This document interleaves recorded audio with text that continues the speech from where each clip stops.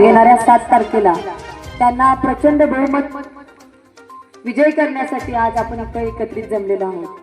खऱ्या अर्थानं तात्यांनी सांगितल्याप्रमाणे हा आपला जो भाग आहे तो नेहमी कुठल्याही पक्षाच्या पाठीमागे न जाता गटावर काम करणारे लोक आहेत इथं। या अगोदर या भागातून आदरणीय नानांच्या नेतृत्वावर विश्वास ठेवून नानांच्या पाठीमागे भक्कमपणे राहण्याची भूमिका पार पाडली। नानांच्या जाण्यानंतर आमच्या पाठीमागे तितक्याच प्रेमाने आपुलकीने आशीर्वादाचा हात ठेवण्याची भूमिका देखील तुम्ही पार पाडलेली आहे।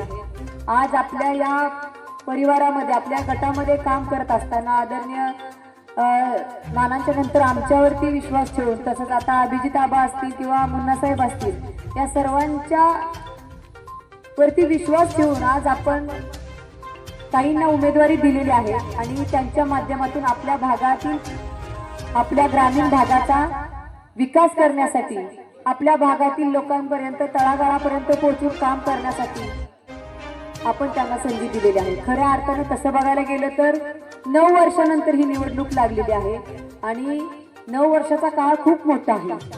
आता आपल्याला समोर येऊन कोणीतरी सांगेल की वरती सरकार आपलं आहे खाली सरकार आपलं आहे त्यामुळे कामं करायला आपल्याला सोपं जाणार आहे असं सांगतील येऊन, पण असं अजिबात नाहीये।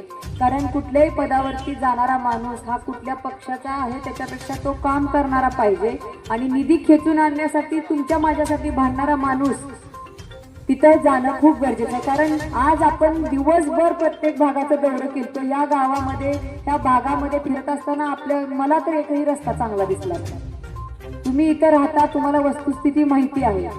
आपल्या ग्रामीण भागातले जे प्रश्न आहेत ते प्रलंबित आहेत ते तसेच आहेत। येणाऱ्या काळामध्ये प्रशासन त्यांचं होतं सरकार त्यांचं होतं तर तुमच्या माझ्यासाठी काम करायची जबाबदारी देखील त्यांची होती, पण ती पार पाडलेली दिसली गेलेली नाही। कारण या ग्रामीण भागामधल्या ज्या समस्या आहेत त्या तशाच आहेत आणि कुठेतरी या समस्याला जर वाचा फोडायची असेल तर सुसंस्कृत आणि होतकरू तुमच्या माझ्यापर्यंत पोहोचून तळागाळापर्यंत पोहोचून काम करणारा तुमच्या खांद्याला खांदा लावून काम करणारा व्यक्ती त्या विशिष्ट पदावर जाणं खूप गरजेचं आहे। कारण आदरणीय प्रणालीताई असतील किंवा त्यांचे पती लिंगादादा असतील यांनी या भागात काम करत असताना पंचक्रोशीमध्ये सर्वसामान्यपर्यंत पोहोचून या अगोदर देखील त्यांनी चांगलं काम केलेलं आहे आणि कुठेतरी कामाच्या माणसाला संधी देणं गाडीच्या माध्यमातून तुमच्या माझ्यासारखे सर्वांचे बहुजनांचे विचार जिवंत ठेवण्यासाठी त्या ताईंना सर्वसामान्य कुटुंबात उमेदवारी दिलेली आहे।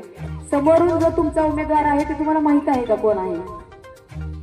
मला ग्रामस्थांना इथे विचारायचं की समोरचा पंचायत समिती गणाचा इथला जो उमेदवार आहे तो तुमच्या परिचयाचा आहे का?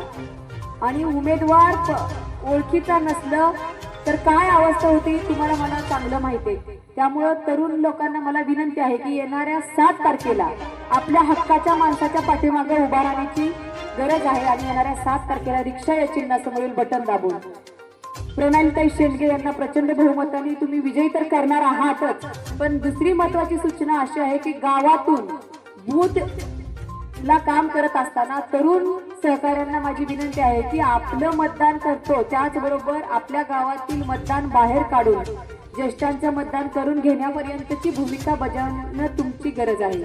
आणि दुसरी महत्वाची गोष्ट की मशीन एकच असणार आहे। बऱ्याच लोकांमध्ये म्हणजे भ्रम आहे संभ्रम आहे की मशीन बदलून आहेत, पण असं नाहीये, मशीन एकच आहे। एका वरती जिल्हा परिषद आणि खाली पंचायत समितीच्या गणाच्या उमेदवारांची यादी असणार आहे। त्या मशीनवरती आपल्याला फक्त एकच चिन्ह बघायचंय रिक्षा आणि रिक्षा या चिन्हासमोरील बटन दाबून येणाऱ्या 7 तारखेला ताईच्या पाठीमागं तुमच्या आशीर्वाद रूपी मताचं आशीर्वाद देण्याचं काम करायचं आहे। याआधी तुम्ही आमच्या परिवारावरती म्हणजे भालके परिवारावरती भरभरून प्रेम केलेलं आहे आणि त्याच्यानंतर देखील आपल्या परिवारातील एक लेख उभा आहे तिच्या पाठीमागे देखील तुम्ही असंच भक्कमपणे उभा राहण्याची भूमिका पार पाडचाल। येणाऱ्या काळामध्ये या दोघांकडून या भागातील प्रत्येक कामाचं म्हणजे प्रत्येक विकासाचं काम करून घ्यायची जबाबदारी देखील आमची आहे हा शब्द मी तुम्हाला देते आणि येणाऱ्या 7 तारखेला आपल्या गावातून भरभरून असं मतदान प्रणालीताईंच्या मागे उभा राहील हा विश्वास व्यक्त करते आणि थांबते। धन्यवाद।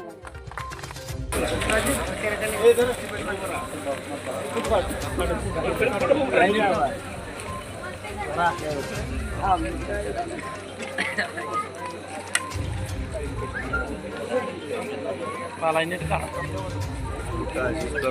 Kalau rekan tak? Apa?